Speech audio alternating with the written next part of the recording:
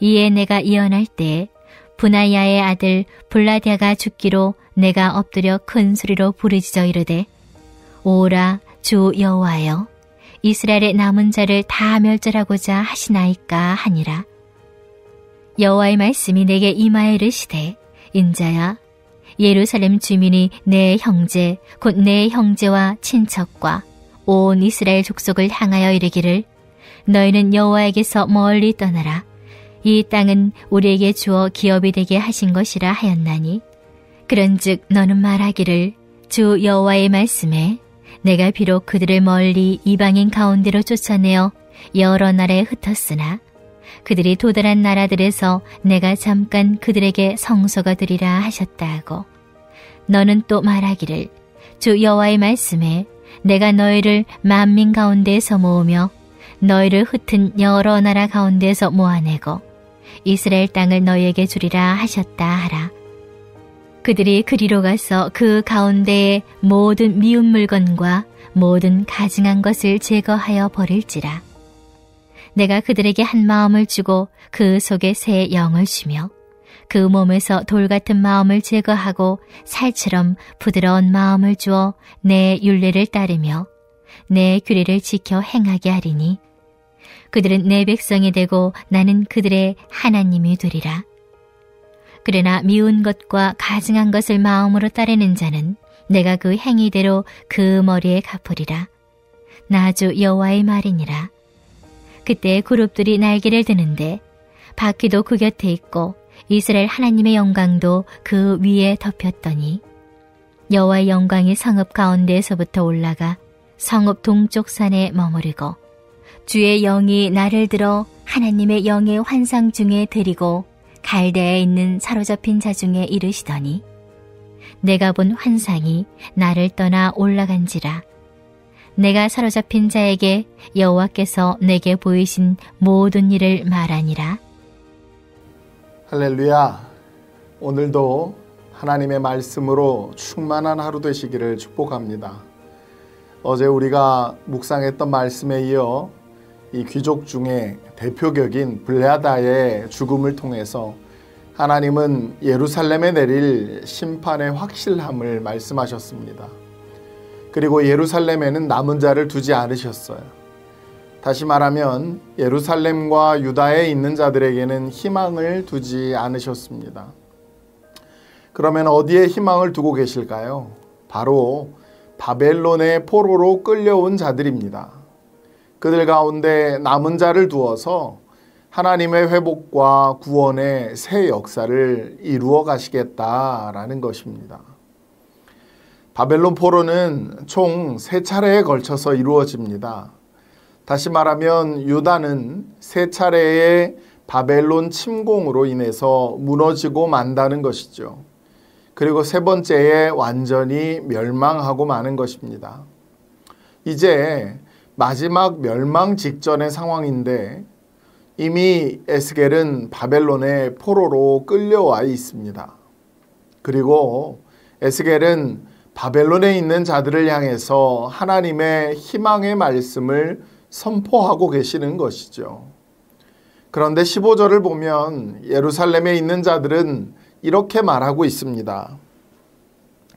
인자야, 예루살렘 주민이 내 형제 곧 내 형제와 친척과 온 이스라엘 족속을 향하여 이르기를 너희는 여호와에게서 멀리 떠나라. 이 땅은 우리에게 주어 기업이 되게 하신 것이라 하였나니 라고 말씀합니다.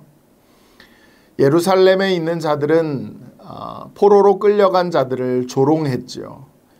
포로가 된 자들은 하나님으로부터 멀어진 것이다 라고 비웃으면서 자신들은 예루살렘과 유다에서 하나님의 기업을 누릴 것이다 라고 말합니다. 한마디로 포로로 끌려간 자들에게는 하나님이 주신 기업이 없다는 말이지요. 그러나 하나님은 그들에게 희망의 메시지를 주고 계십니다. 바로 16절인데요. 그런즉 너는 말하기를 주 여호와의 말씀에 내가 비록 그들을 멀리 이방인 가운데로 쫓아내어 여러 나라에 흩었으나 그들이 도달한 나라들에서 내가 잠깐 그들의 성소가 되리라 하셨다 하고 말씀하고 있습니다. 하나님은 이방 땅에서 잠깐 성소가 되리라 하고 말씀하십니다. 예루살렘에 남아있는 백성들에게는 예루살렘 성전이 있었습니다. 다시 말하면 예루살렘에 성전이 있었기 때문에 그들만이 하나님의 특별한 사랑을 받는 것으로 생각했던 것이죠. 그리고 성전과 멀어진 포로로 끌려간 백성들은 하나님께 버림을 받은 것이다라고 생각했습니다. 그런데 뜻밖의 흩어진 이 백성들을 향하여서 하나님 말씀하시기를 내가 그 땅에서 성소가 되어 주리라 라고 말씀하시는 거예요. 하나님 자신이 친히 성소가 되어 주시는 것입니다. 눈에 보이는 성전이 없어도 그들이 이 흩어진 이방 땅에서 살아계신 하나님을 만날 수 있고 그 하나님을 예배할 수 있고 그 하나님과 동행할 수 있다 하고 말씀하시는 것입니다. 오늘날 우리도 때로 우리의 실수와 잘못 때문에 하나님의 사랑의 징계가 찾아올 때가 있습니다. 우리는 이 뼈아픈 징계를 받으면서 하나님이 나를 버린 것으로 생각하는 경우가 있죠. 그러나 죄로 인해 맞은 채찍임에도 불구하고 하나님께는 여전히 나와 함께 하고 계십니다. 바벨론의 포로로 끌려와 징계를 받는 가운데 하나님은 여전히 그들과 함께 계시며 그들의 성소가 되어 주사 그들의 예배 받으시기를 기뻐하고 계시는 것입니다. 이 하나님의 모습을 여러분 꼭 기억하시기를 바랍니다. 때로 우리가 하나님의 징계와 채찍을 받을지라도 하나님은 여전히 나와 함께 하시며 우리의 예배와 찬양을 받으시기를 기뻐하신다는 것입니다. 그리고 그 하나님 앞에 나와 하나님의 얼굴을 구하는 자들에게 소망을 이루어 주시는 줄 믿습니다. 그렇기에 우리는 본문에 나오는 17절 또한 같이 들여다보아야 합니다. 너는 또 말하기를 주 여호와의 말씀에 내가 너희를 만민 가운데서 모으며 너희를 흩은 여러 나라 가운데에서 모아내고 이스라엘 땅을 너희에게 주리라 하셨다 하라.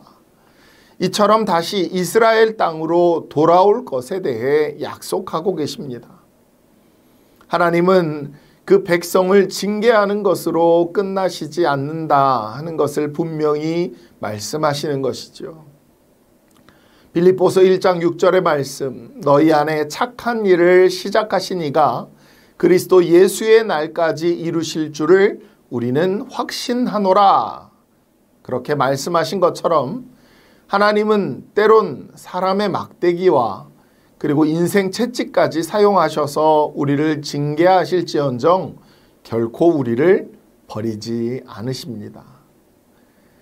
그래서 오늘 포로로 끌려간 이스라엘 백성들이 돌아올 것처럼 우리도 하나님 앞에 온전한 백성들이 되게 하실 것이지요. 19절에서 20절 말씀도 한번 같이 보도록 하겠습니다. 내가 그들에게 한 마음을 주고 그 속에 새 영을 주며 그 몸에서 돌 같은 마음을 제거하고 살처럼 부드러운 마음을 주어 내 율례를 따르며 내 규례를 지켜 행하게 하리니 그들은 내 백성이 되고 나는 그들의 하나님이 되리라. 이처럼 온전한 하나님의 백성으로서 우리를 회복시켜 주십니다. 그런데 이 일이 어떻게 이루어지죠? 어떻게 우리가 하나님 앞에 온전케 되는 것일까요? 그것은 바로 성령의 사역을 통해서입니다. 하나님은 이미 에스겔 선지자를 통해서 새 영을 허락하실 것을 말씀하셨습니다. 다시 말해 성령의 임재를 약속하신 것이죠. 그때 우리의 모든 불순종한 마음들, 굳은 마음이 제거되고 부드러운 마음이 되게 하실 것입니다. 세상에서 가장 힘든 일 가운데 하나가 뭐라고 생각하십니까? 사람이 변화되는 것이지요. 사람은 절대 변하지 않는다라고 흔히 이야기합니다. 정말 사람이 변한다는 것이 얼마나 어렵던가요? 그렇지만 하나님이 하심을 바라보면서 반드시 하나님의 약속을 따라 성령의 역사 가운데 변화될 것을 바라보아야 하는 것입니다. 스가랴 4장 6절에 나오는 말씀처럼 하나님의 힘으로도 되지 아니하고 능으로도 되지 아니하고 오직 하나님의 영으로만 된다는 것을 우리는 알고 있기 때문입니다. 사람은 할 수 없으되 하나님은 반드시 이루실 줄 믿습니다. 오늘 우리 스스로를 바라볼 때에도 여전히 초라한 이 믿음으로 인하여 실망할 때가 많지만 성령님의 은혜로 말미암아 반드시 변화를 받게 될 줄 믿습니다. 그리고 사실 이 일은 이미 우리에게 시작되었는 줄 믿습니다. 성경은 예수님을 믿는 우리를 향해서 그런즉 누구든지 그리스도 안에 있으면 새로운 피조물이라 이전 것은 지나갔으니 보라 새 것이 되었도다 라고 선포하고 있습니다. 우리가 예수님을 믿기로 결단한 그 순간 성령께서 우리에게 오셔서 우리를 새롭게 하셨는 줄 믿습니다. 그리고 우리 안에 함께 하셔서 마침내 완전한 변화가 있게 하시는 것이죠. 그러므로 인생의 고난과 실패, 하나님의 징계 가운데에서도 결코 낙심하지 않고 다시 믿음으로 일어서서 하나님의 선하신 뜻을 바라보며 더욱 성령님의 은혜를 구하시기를 바랍니다. 오늘 본문 속에는 또 하나의 예언이 숨겨져 있죠. 바로 22절에서 25절까지의 말씀을 보면 하나님이 하나님의 영광이 예루살렘을 완전히 떠나는 것입니다. 지금까지 성소 안에 언약궤 그룹 위에 머물던 하나님의 영광이 점점 더 떠나가는 것을 보여줍니다. 성소 안에 그룹 위에서 성전 문지방 그리고 성전 동편문에 다다릅니다. 그리고 마침내 23절에 보면 동쪽 산에 이르게 되지요. 예루살렘을 떠나 동쪽에 있는 감람산까지 떠난 것입니다. 이처럼 하나님의 영광이 예루살렘에서 떠났습니다. 그 백성에게서 떠나간 것이죠. 그러나 여러분, 우리는 앞서 나온 말씀을 통하여 반드시 하나님은 그 백성을 회복시키시고 그 영광으로 함께 하신다는 것을 우리는 보았습니다. 에스겔 마지막 말씀은 에스겔 이스라엘 백성들이 완전히 회복될 것에 대해 예언합니다. 온 백성들이 회개할 때 그때 성취되는 것이죠. 예수님이 다시 오시기 전에 유대인들 전체가 회개하는 역사가 있을 것입니다. 그러나 그 이전에라도 한 개인이 회개하면 그는 하나님의 영광 안에 거하게 될 것입니다. 사랑하는 여러분, 오늘 우리도 마찬가지입니다. 마지막 주님 오실 때에 우리가 온전한 주의 영광 안에 거하게 되겠지만 이 땅의 삶에서 우리가 회개하고 주의 말씀에 순종하며 살아갈 때 그때마다 놀라우신 주의 은혜를 맛보게 될 줄 믿습니다. 그러므로 우리를 온전케 하실 그날을 바라보며 이 땅의 삶에서 날마다 더욱 주의 말씀에 순종하며 헌신함으로 날마다 주의 은혜를 맛보며 살아가는 저와 여러분이 되기를 주님의 이름으로 축원합니다. 우리 이 시간 말씀을 의지해서 한번 같이 합심으로 기도하도록 하겠습니다. 비록 온전한 하나님의 영광의 길을 걸어가고 있지 못하다 해도 우리에게는 회개의 자리가 예비되어 있는 줄 믿습니다. 주님께서 우리의 삶을 장악하시고 통치하셔서 우리를 온전케 하시고 비로소 우리가 주의 말씀에 순종하며 헌신하는 은혜로운 인생들이 될 수 있도록 우리 같이 하나님 앞에 간구하며 기도하도록 하시겠습니다. 한 번 더 기도할 것은 교회 각 부서에서 진행되고 있는 여름 사역들 우리 중보하며 기도해야겠죠.